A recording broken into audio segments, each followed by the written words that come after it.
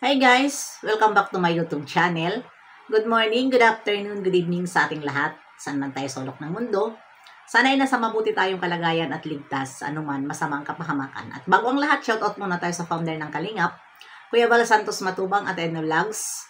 Kalingap Rob, syempre kay Jack Matubang at sa lahat ng mga sponsor na walang sawa tumulong sa mga nangangailangan, more blessing to come. At syempre, shoutout din sa Kalingap Strikers, hindi ko na kayo maisa-isa.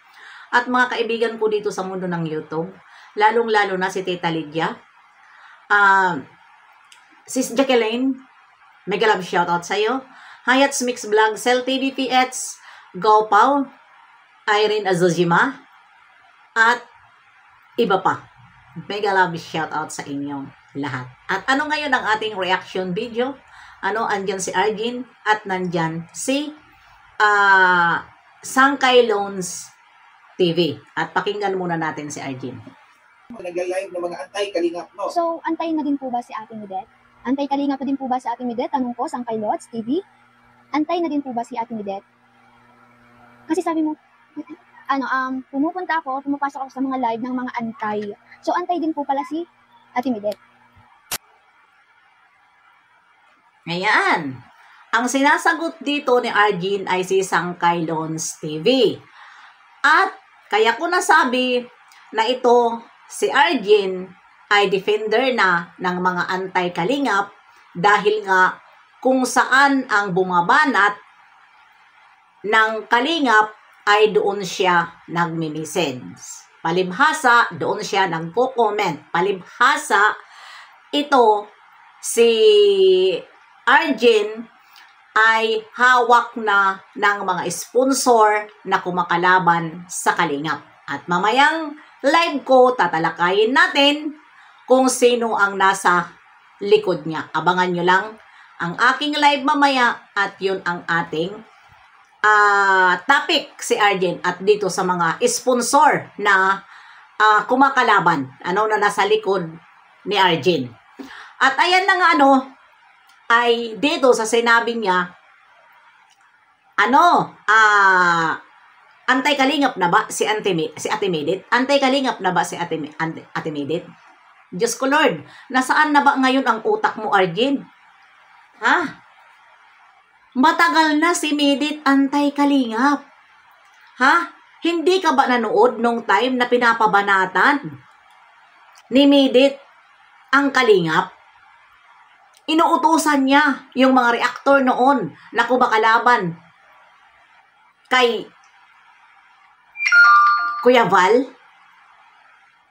Diba? Huwag ka kasi basta-basta ngangawa-ngawa dyan kung wala kang alam. Dahil wala kang alam sa tinatawag na defender o pag-reaction na kakalabanin mo ang mga reactor ng kalingap. Dahil ang reaktor ng mga kalingap, may alam po sa lahat yan dahil nakatutok yan 24/7 sa mga taong kumakalaban sa kalingap. Tapos ngayon, ikaw ang magiging defender? Ikaw ang magiging reaktor at makikipaglaban sa amin na mga reaktor? Mahiya ka sa pagmumukha mo, napakabata mo pa. Hindi ka pa bagay makipaglaban sa katulad sa amin na may mga edad. Ha? Huwag kang padala sa pera. Porket binibigyan ka, magiging defender ka nila at ikaw ang tagapagsalita sa sukbid tungkol sa kanila. Yun. Dahil ikaw ang paniniwalaan. Dahil galing ka sa kalingap at naging beneficiary ka ni Kalingap Ido. Yun. Dahil yung mga yan ay walang naniniwala na mga kalingap. Diyan sa mga kumakalaban sa kalingap, walang naniniwala sa kanila. Kaya ginagamit ka dahil yun ang alam nila na paniniwalaan ka. Pero hindi nila alam na biruan ka na sinungaling at kaya nagkakaganyan ka dahil sa inggit mo. Dito sa mga angels. Yun ang yun ang nangyayari sa'yo. Ngawa ka ng ngawa. Diba? Hindi ka nahihiya? Napakadalagang tao mo? Palaaway ka, paano na lang? Ha? Enggitera ka. Paano na lang kung may boyfriend ka na? Ano ang matatawag sa'yo ng boyfriend mo?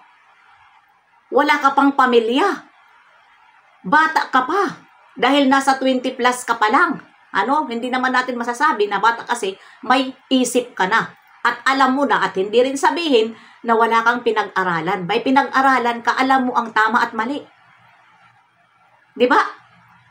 Tapos ganun ngayon ang magiging resulta sa'yo, nawalan ka ng asal, nawalan ka ng mudo, nang dahil lang dyan sa mga nakapaligid sa'yo, na mga na nakikipaglaban sa kalingap na wala naman sila dapat ikalaban sa kalingap. Dahil wala silang napapala, ilang years na yung pakikipaglaban nila, pero hanggang ngayon, mga dry na ang kanilang mga mukha, wala pa rin nangyayari sa pakipaglalaban. Ngayon, yung nakikipaglaban sa kalingap, na nandyan ka, nagiging defender nila, at nagiging reactor, ha, baka habulin mo yung stress nila. Sila tumatanda na paurong, walang nangyayari. Ikaw, mayroon ka pa kinabukasan kung magbago ka. Dahil kung magbago ka, posible, kukupkupin ka ng kalingap. Ha? Kukupkupin ka ng kalingap. Dahil ang kalingap maawain sa mga katulad sa inyo ng mga edad na magkaroon. Pero ganyan sa pinakita mo, kakalabanin mo ang kalingap. Ay nako, huwag ka nang umasa na hindi ka sasagutin ng mga reaktor. Kahit ba ganyan ang edad mo dahil ikaw ay nagiging defender kanila at ikaw ang sumasagot, ikaw ang sasagutin ng mga reaktor kung saan-saan ka nagko-comment. Diba? Huwag ka bang comment. Sabi pa, di ba sinabi ni Pedring na ayaw na nila na mag-comment ka dahil ginagawa reaksyon ng mga ibang reaktor? Bakit patuloy ka? Hindi ka na patuloy ka nagko-comment. Sundin mo si Pedring. Dahil, alam mo naman si Pedring, isa yan naman ng bubudol. Ayaw niya na. Gusto lang na siya ang makabudol. Ha? O nasasapawan mo na ngayon si Pedring. Kaya pinapa-stop ka sa comment ni Pedring. Dahil alam ni Pedring na napupunta na sa'yo ang, natatalo na siya sa'yo. Mayroon ka na dyan bangka, iba pa, mayroon pa akong isisiwalat na bigay sa'yo. Ha? Mayroon pa. Dahil, dyan sa pananalita mo, mayroon na nasa likod sa'yo na sponsor, na matagal na yan, na wakwak. Mula pa yan kay Gmail. Na wakwak na yan, na nandyan sa'yo ngayon. Kasi ganun ang mga style nila. Kapag hindi nasusunod ang kanilang mga gusto, kakalabanin ang kalingap. Yan ang mga rason nila. Pero sa kabila ng lahat, hanggang ganun lang sila. Naubos na lang yung pera nila sa kababayan para tumaob ang kalingap, ilalong pinagpapala ang kalingap. Diba? Sila ang tumataob. Nasaan na yung nagngawa na pinagmamalaking yung makagago? Doon sa nagpapalakpak na lumabas si makagago. Pinansin ba kayo ni makagago? Siguro ko si makagago nakahiya. Ay, nahiya. Nag-search siguro siya na hindi pala basta-basta kalabanin ang kalingap. Dahil ito pala ay mayroon pala ito papel na pinanghahawakan. Dahil foundation ang kalingap. Siguro ko kasi si Bakagago hindi naman yan tanga-tanga. Kaya naglaylo siya. Dahil napahiya siya sa kanyang pinaglalaban na mga poverty porn. Ayan ang inyong pinaglalaban dito sa kalingap. Lalo naman kayo sinusuway. Ayan, patuloy naman may pinapakita si Kalingap Rab na tumutulong. At si Kuya Bal, dyan sa pinaglalaban nyo na poverty porn. Diba? Patuloy sila. Hindi sila takot dyan sa mga pinaglalaban ninyo. Yan ang real talk. Kaya, nabubuang kayo, kawawa nyo naman na mga patay gutom sa content. Kami dito sa Kalingap, marami kaming content.